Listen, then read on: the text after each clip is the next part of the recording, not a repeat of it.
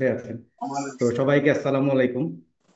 আম, মাঝে মাঝে ব্রেন আসলে খুব মজার, মানে it's a very powerful element, কিন্তু মাঝে মাঝে ব্রেন কাজ করা বন্ধ করে দেয়। আমরা কি সবাই জানি যে আসলে ব্রেন কত ডেটা প্রসেস করতে পারে? ব্রেন প্রায় প্রতি সেকেন্ডে 10 million bits of information process করে। তো মাঝে মাঝে প্রসেসর অফ হয়ে যায়। তো আমার সামনে এমন কিছু মানুষজন আছে, এটা দেখে প্রসেসর অফ হয়ে গেছে। তো আমাকে তো স্যার, আসসালামু আলাইকুম, এবং অল জিএসসিসিবি মেম্বার সবাইকে আসসালামু আলাইকুম। অনেকদিন পর আমরা আবার এক জায়গায় হইলাম। আমি বেসিক্যালি ছোট্ট একটা ইন্ডাস্ট্রি নিয়ে কাজ করি, এটা লিন সিক্স সিগমা। আমি ইন্ডাস্ট্রি নিয়ে কাজ করছি প্রায় 13 বছরের মতো।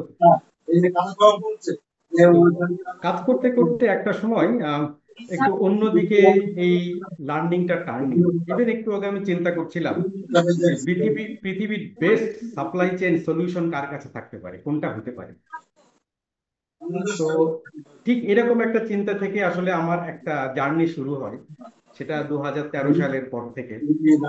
তো যেহেতু আমি লিন সিক্স সিগমা নিয়ে কাজ করতাম, তো একটা সময় আমার মনে হলো লিন সিক্স সিগমার বেস্ট প্র্যাকটিস কোথায় আছে। আমরা একটা জিনিস এক জায়গায় পড়ছিলাম যে আমরা আমাদের টোটাল অকাল্ট এনার্জির নাকি 5% আমরা জানি না, 95%ই নাকি এখনো, 5% জানি, 95%ই আমরা জানি না। তো এই 95% কোথায়?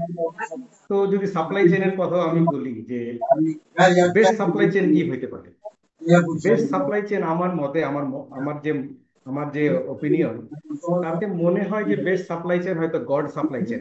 গড যে সাপ্লাই চেন মেনটেন করছে প্রকৃতিতে, that should be the best supply chain. ঠিক একই চিন্তা থেকে আসলে আমি আমার এই lean six sigma soft skill এটাকে একটু অন্যদিকে নিয়ে গিয়েছি। বোঝার চেষ্টা করছি আসলে জীবনের সাথে এদের কানেক্টিভিটি কোথায়। আমরা সবসময় নলেজ নিয়ে কাজ করি, কিন্তু নলেজ একটা শব্দ আসছে, এরকম সেন্টেন্সই আসছে যে নলেজ ইজ পাওয়ার। তো এই কথাটা কে বলেছিল? এটা বলেছিল আসলে ফ্রান্সিস বেকন।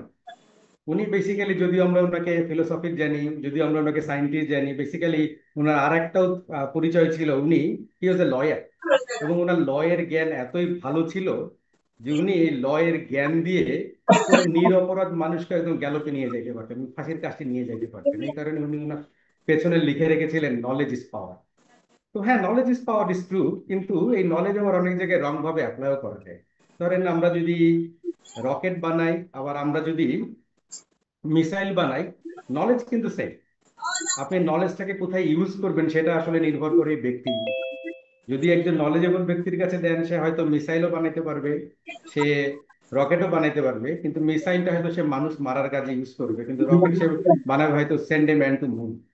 তো এই জায়গা থেকে আসলে আমার লাইফে একটা টার্নিং পয়েন্ট আসছে, কি করে আমি আমি যে কাজটা করি এটাকে কিভাবে একটা উইজডম লেভেলের ভিতরে নিয়ে যাওয়া যায়। আপনারা হয়তো সবাই জানবেন যে পৃথিবীর আসলে কতগুলা খুব বেসিক রুল আছে। আমরা পৃথিবীতে যাই কিছু করি, যত কিছু শিখেছি, যত কিছু করেছি, সবকিছু কিন্তু একটা রুলের ভিতর দিয়ে যায়, এবং যেটা ইউনিভার্সাল জিওমেট্রি, ইউনিভার্সাল রুল। তো পৃথিবীর এরকম 14টা রুল আছে। তার প্রথম রুলটাই হচ্ছে the law of oneness, the law of divine oneness. যে পৃথিবীতে আমরা কেউ কারো থেকে আলাদা না। এই যে আসলে সিনার্জি যে কথা আমরা বলছি, আসলে সিনার্জি এইটা যে শুধু ব্যক্তির সাথে ব্যক্তির সিনার্জি তা না, এটা কিন্তু শরীরের ভেতরেও সিনার্জি আছে, বডি মাইন্ড সোল। এইটা যদি আপনার সিনার্জি ওই প্যারামিটারে কাজ না করে, আপনি নিজেও কাজ করতে পারবেন। তো প্রথম শর্তটায়, প্রথম রুলটাকে বলা হয় the rule of oneness, the rule of divine oneness. এই যে আমরা মুসলিমরা একটা জিনিস বিলিভ করি, আমরা বলি আল্লাহু আকবার। যদিও এটার খুব আবিধানিক মিনিং হচ্ছে যে আল্লাহ মহান, কিন্তু এটা যদি আপনি এটা ব্যাখ্যা বের করেন, এটার মানে হচ্ছে যে আল্লাহ অন্য থেকে, আমাদের থেকে আলাদা, অল আর সেম।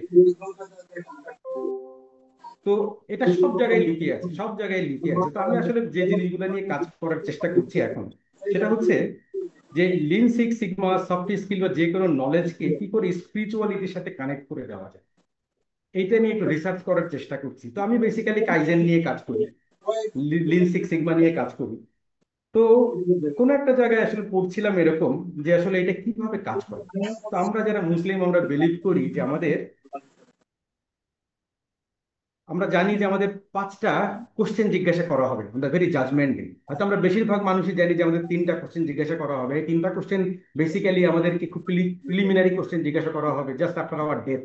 কিন্তু on the very judgement day আমাদেরকে কিছু 5টা কোশ্চেন জিজ্ঞাসা করা হবে। 5টা কোশ্চেন। প্রথম কোশ্চেনটা জিজ্ঞাসা করা হবে, how did you spend your life?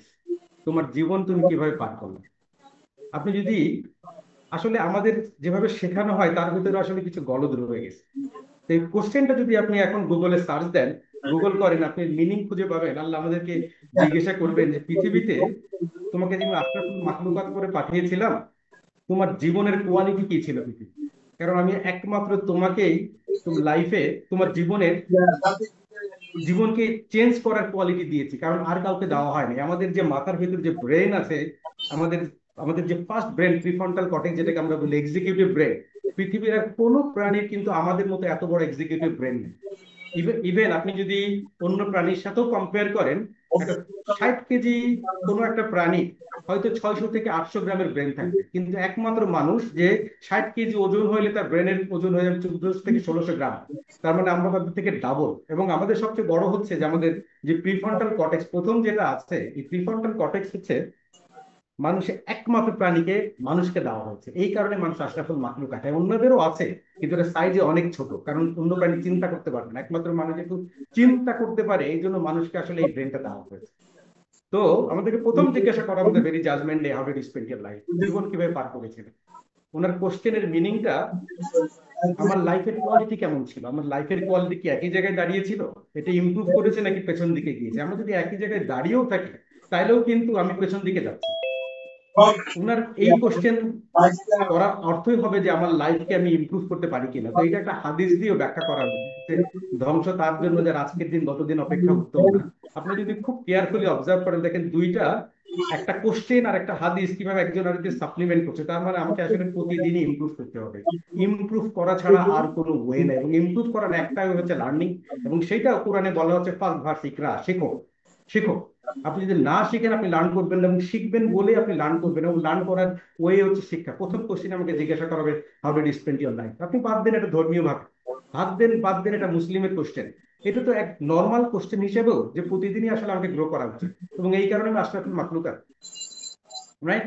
তো প্রথম কোশ্চেন এইটাই আসলে বেসিক্যালি আমি খেয়াল করে দেখলাম যে আমি যা পড়াই, লিন, সিক্স সিগমা, কাইজেন, এটা বেসিক্যালি তাই। কাইজেন যে আপনি কন্টিনিউয়াসলি আগের দিন হচ্ছে বেটার হচ্ছে কিনা, প্রতিদিন একটু একটু করে বাড়ছেন কিনা, প্রতিদিন আপনি ইমপ্রুভ করছেন কিনা। দুইভাবে ইমপ্রুভ করতে পারবেন। এক, আমরা বলছি ইমপ্রুভ করার হচ্ছে ইফেক্টিভনেস। এক, ফার্স্ট থিং ইফেক্টিভনেস মানে কি, যদি ডেফিনেশন বের করার চেষ্টা করি, ইফেক্টিভনেস এর মানে হচ্ছে ডুইং দ্য রাইট থিং। এবং রিসার্চ বলছে যে আমরা যত কাজ করি, যত ভাবে করি, যত টাইম নিয়ে করি, আর যে ওয়েতে করি, তার 97% নন ভ্যালুয়েবল।